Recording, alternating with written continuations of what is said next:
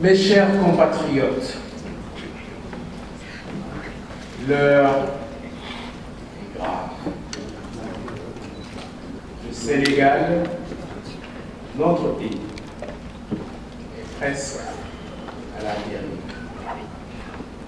Quand nous étions jeunes, aucun d'entre nous ne pouvait s'imaginer qu'un jour, aussi lointain fut-il, nos enfants prendraient des pirogues pour aller chercher leur bonheur ailleurs. Leur bonheur et surtout celui de leurs parents. Quand nous étions jeunes, les valeurs ancestrales, qui sont le job, le faillite, le secours, le respect de l'autre et de la chose publique, étaient monnaie courante. Quand nous étions jeunes, la politique était pratiquée par des gens de vertu, qui plaçaient l'intérêt général au-dessus de l'autre. Pour eux, la politique était un sacerdoce. Tant ils plaçaient la chose publique au-dessus de tout. Ils sont malheureusement tous partis. Acceptez que pour l'histoire, et afin que cette nouvelle génération n'en ignore, que je cite un des derniers d'entre eux, notre cher patriarche Amadou Mokhtar Mbow. J'avais été le voir un soir à l'UNESCO. Travaillé souvent tard, jusqu'à tard dans la nuit, sans rendez-vous. Il a reçu le jeune architecte de 28 ans que j'étais, sans protocole aucun, pour nous prodiguer des conseils. En fait, quand je suis arrivé, j'ai dit à la secrétaire que bon, je voulais voir le directeur général. Il m'a dit bon, mais vous savez qu'il est occupé. Je lui ai dit, il est en train, c'est lui-même qui est sorti.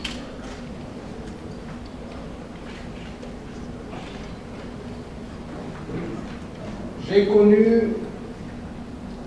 notre patriarche Mbow dans les années 50.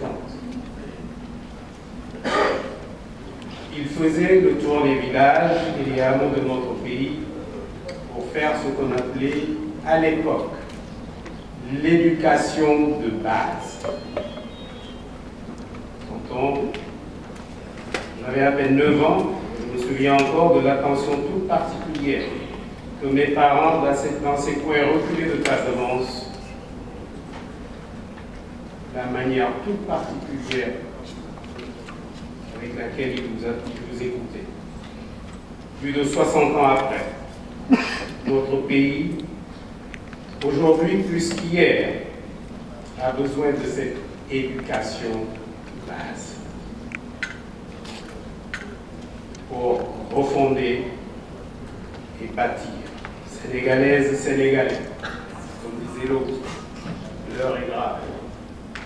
Le Sénégal, notre pays, est en pleine dislocation, déchiré par des querelles crypto-personnelles qui sèment la discorde, le désespoir de nos peuples. La politique éthique de nos pères et grands-pères est remplacée par une politique GIE. Oui.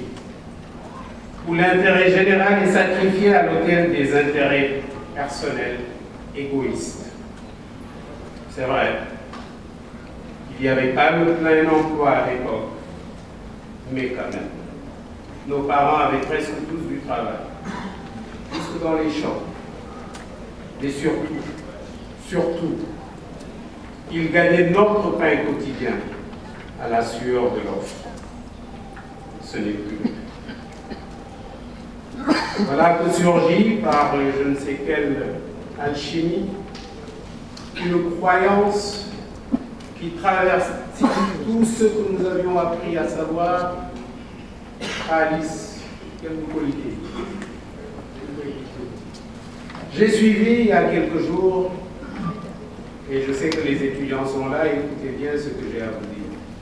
Je suis votre ami. Quand on a des amis, on leur dit la vérité. J'ai suivi il y a quelques jours un reportage à la cité universitaire qui parlait des ordures dans cette cité qui devrait être la vitrine de la connaissance. J'ai été choqué, comme tout le monde, par ce que j'ai vu. Vous connaissez d'ailleurs. Mais j'étais encore plus choqué par le fait que les étudiants interrogés se plaignaient de la saleté de la cité universitaire, comme s'ils ne pouvaient pas venir une demi-heure plus tôt et nettoyer la saleté. C'est là où ça commence. Se prendre en charge. Non, c'est pas normal, la mairie n'est pas ramassée, la mairie c'est ceci, le gouvernement c'est pas. Attendez, c'est nous la mairie, c'est nous le gouvernement. J'ai invité mon ami Moudès, qui, comme je vous le dis, est un architecte rwandais. Il était reçu par son président il y a 3 semaines. J'ai vu circuler dans les réseaux sociaux des images de Kigali qu'une Sénégalaise vous a postées. Extraordinaire. On n'a pas besoin d'être riche pour être propre.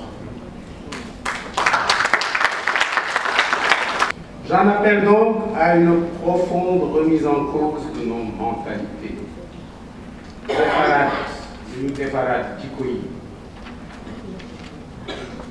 Comme le demande souvent. J'écoute les prêches de nos imams et dans nos églises. Toujours on demande la même chose. Defarat Tchikoui. Sénégalaises, Sénégalais. L'heure est grave. Un ami du Canada est venu me présenter son fils, toujours dans ce registre-là, de 10 ans, l'âge que j'avais quand je rencontrais le doyen Goro. L'enfant est en vacances au Sénégal. Il ne parle pas français. Il ne parle pas wolof. Donc je lui ai dit, well, this is your first time in the car. What do you think about your country? Il dit, oh, it's dirty. It's dirty. La deuxième question, après il répond, il me dit, well, I see everything you're doing in other countries. Why don't you do it here in Senegal? Il a 2 ans. Il disait que la vérité venait de la bouche des enfants. Le même jour, sur WhatsApp, quelqu'un m'a envoyé un classement des villes les plus sales au monde. Dakar est avant-dernier. Regardez les trottoirs. Auparavant, ils étaient entretenus avec des jardins publics. Il n'y a plus ni jardin, ni trottoir. Regardez, en rentrant chez vous, vous ne verrez que des carcasses de voitures. Des mécaniciens partout. Vous voyez des centres de vulgarisation pour les clients là, à côté des restaurants. Ça ne peut pas continuer. Ça ne peut pas continuer. Nous sommes en train de nous auto-détruire. Il faut que ça s'arrête. Et chacun d'entre nous est responsable. Nous sommes tous responsables. Je ne parlerai pas des panneaux publicitaires. Je vois des patrons de presse. Je pense qu'il est temps qu'on utilise la presse écrite, les télévisions pour faire de la publicité et qu'on arrête de mettre des panneaux publicitaires partout, avec parfois, pour ne pas dire souvent, des risques d'accident parce que les gens ne voient pas les gens qui viennent. J'en ai parlé il y a quelque temps à un ministre de l'Intérieur, pas celui qui est là, quelqu'un qui était là avant lui. Il m'a regardé comme si j'étais fou. Je lui ai dit, il y a souvent des accidents dans le croisement devant chez moi. Il faut qu'on enlève les panneaux publicitaires qui cachent la vue. Il m'a regardé comme si j'étais fou. Et les panneaux sont toujours là. place du souvenir. Je vais vous raconter en 2 minutes l'histoire de cette place. Le président Wade est venu d'un voyage. Il m'appelle, il me montre des images de la place du souvenir d'Alger, le grand monument. Il dit, il faut que nous fassions une place du souvenir pour que les gens qui viennent ici, comme ils le faisaient avant à la place de l'indépendance, puissent venir déposer des gerbes pour honorer nos morts. On a fait la place. En respectant, puisque c'est sur la corniche, on reviendra là-dessus, le fait qu'il faille creuser pour que les gens voient la mer et que la plage soit accessible. Nous avons fait une place, c'est pas parce que c'est moi qui l'ai fait, mais il me semble que les Sénégalais ont applaudi quand nous avons fait la place. Je suis passé au nord de Kigali où il n'y avait pas, j'ai fait Kigali, je suis allé jusqu'au lac Kivu, il n'y avait pas un morceau de papier sur tout le chemin, 200 km. Je viens chez moi, à la place du souvenir. On y vend du poulet rôti. Et ça ne dérange personne. On y vend du poulet rôti. J'ai des images. Même la plaque qui dit place du souvenir est par terre. Mais personne ne va l'enlever. Le clou, ce qui a fait que je veux tout laisser tomber pour m'occuper de mon pays, je parle à un ministre de la République, il me dit oui Pierre, il faut bien qu'elle gagne de l'argent pour entretenir son... Voilà, voilà là où nous en sommes. On a mis le bar, on peut dire le bar pour ce dëkk. C'est ces choses-là qui font que je me révolte. On ne peut pas continuer comme ça.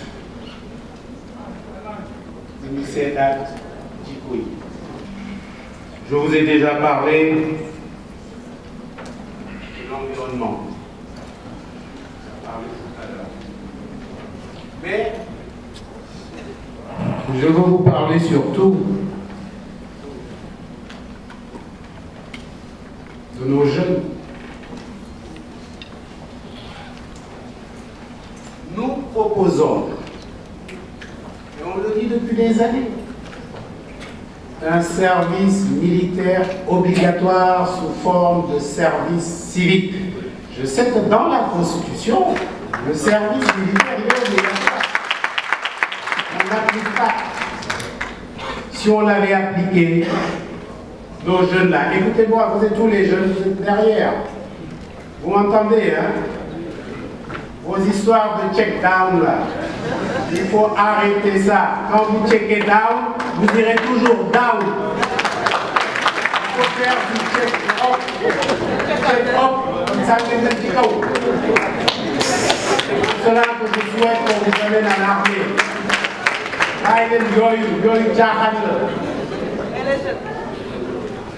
J'ai vu l'autre jour dans les réseaux, parfois c'est intéressant. Oui, il n'est pas là. Dédé, il m'envoie toujours, je crois que c'est toi qui me l'as envoyé. C'est mon ami Dédé qui me l'a envoyé. Vous l'avez tous vu, le petit chinois et le petit sénégalais. Pourquoi dire ça? Qu'est-ce qu'elle veut dire? Alors, le petit sénégalais, il est là. Le chinois, lui, travaille. Ça, j'aimerais bien que vous puissiez voir ça. Regardez cette vidéo-là. Cette vidéo-là vous résume ce que nous sommes. Parlons du pétrole.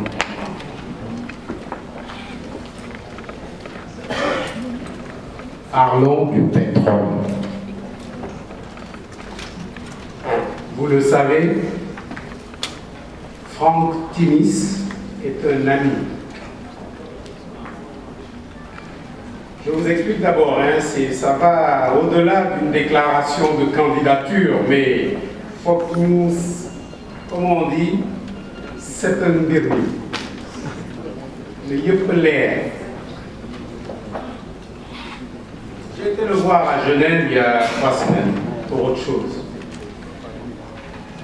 J'ai dit aux Sénégalais, beaucoup de gens sont passés.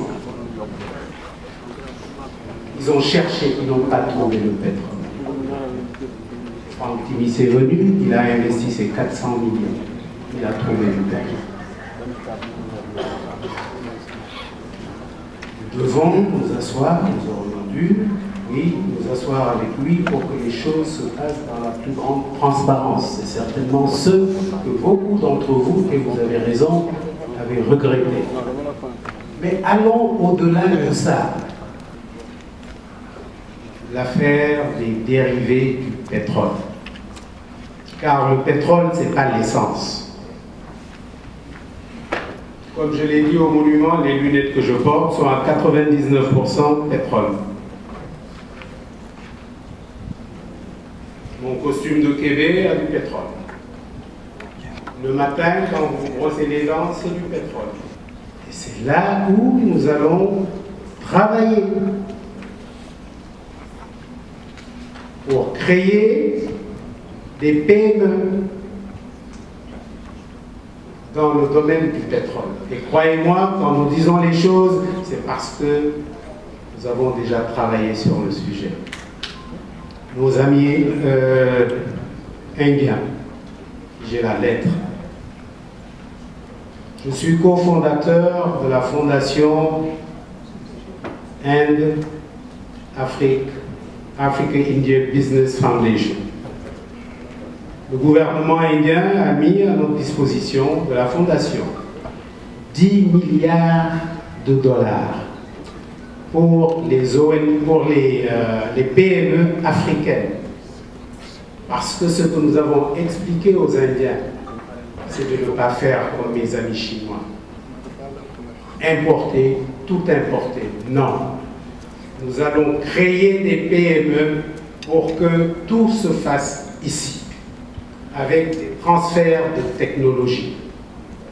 C'est pour cela que quand je vous dis que nous allons créer 1 million d'emplois, rien que dans le domaine pétrolier, croyez-moi, nous savons de quoi nous parlons. Les jeunes et les moins jeunes étaient venus me voir pour me demander de me présenter.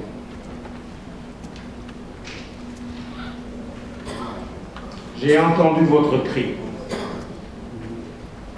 C'est la raison pour laquelle je vous dis que je suis prêt. Mais vous aussi,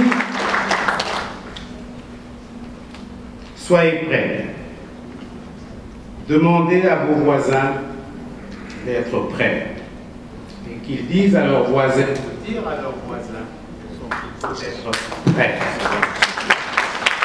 Alors, nous formerons cette chaîne de citoyens patriotes.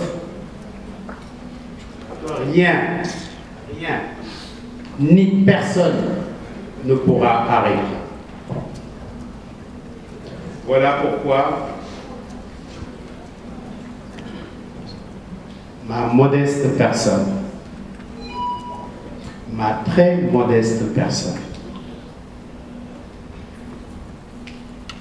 a décidé d'être votre candidat à l'élection.